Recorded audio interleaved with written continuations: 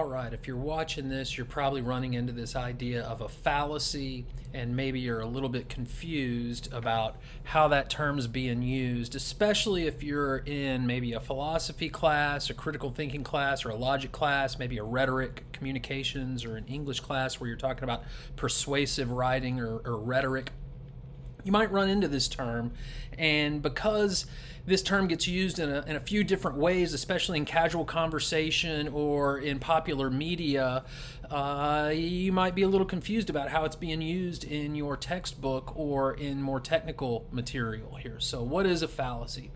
So the first thing we got to know is that fallacies are arguments gone bad. And so when we talk about an argument, we also have something pretty specific in mind. An argument's a group of propositions, at least one of which, the premise, is said to support the truth of the other, the conclusion. So right off the bat, we kind of know that by an argument here, we don't mean just a clash of opinions or a disagreement or a conflict between two people. We have in mind the group of propositions or the reasoning that those two people might give each other or to even themselves to convince them or persuade them of a certain truth or a certain claim.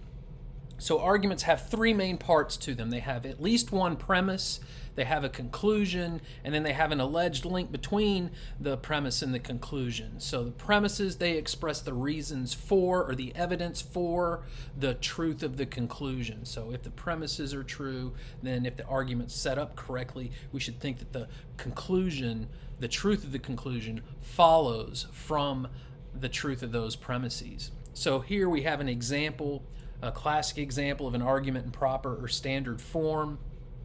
All men are mortal. Socrates is a man.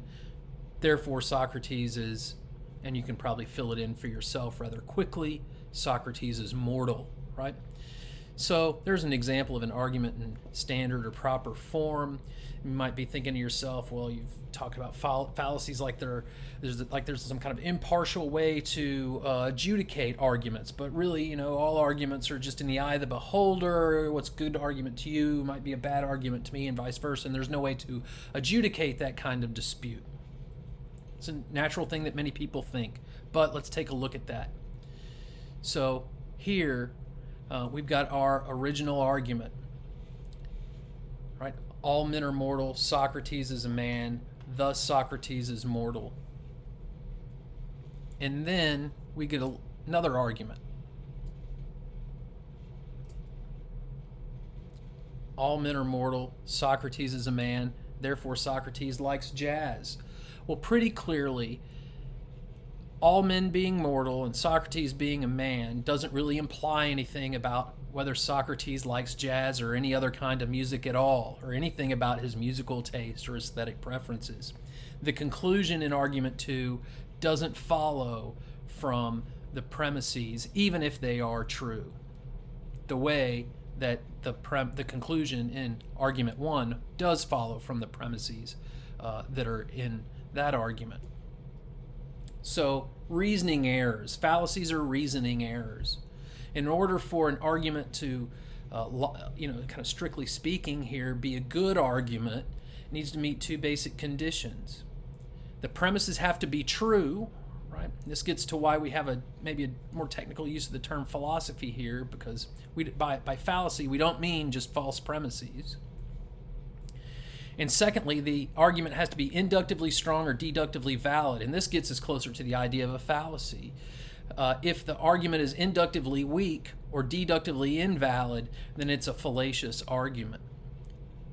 We're looking for arguments that are sound or cogent, meaning they're deductively valid with true premises, and they're strong arguments with true premises. It's a cogent argument.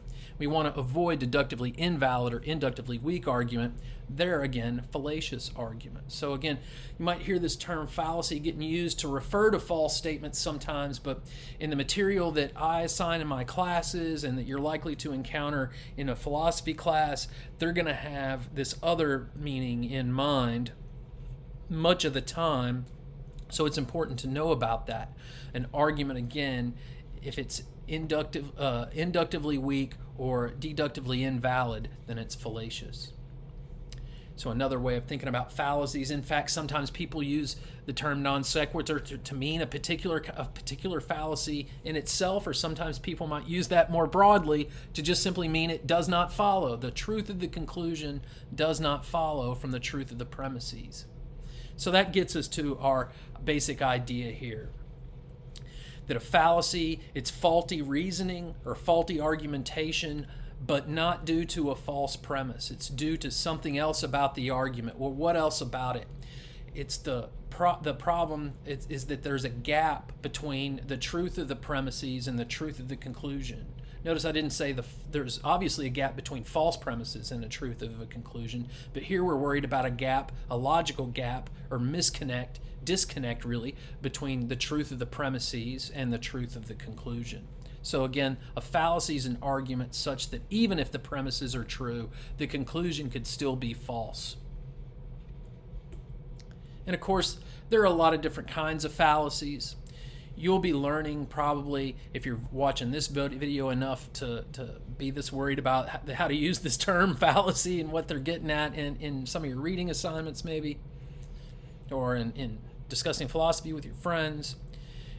You're going to run into different fallacies, right? And so formal fallacies or errors in reasoning that have to do with the underlying structure of the argument where there's a flaw, affirming the consequent, denying the antecedent, are examples of that kind of fallacious reasoning. Again, it has to do with the underlying structure of the argument.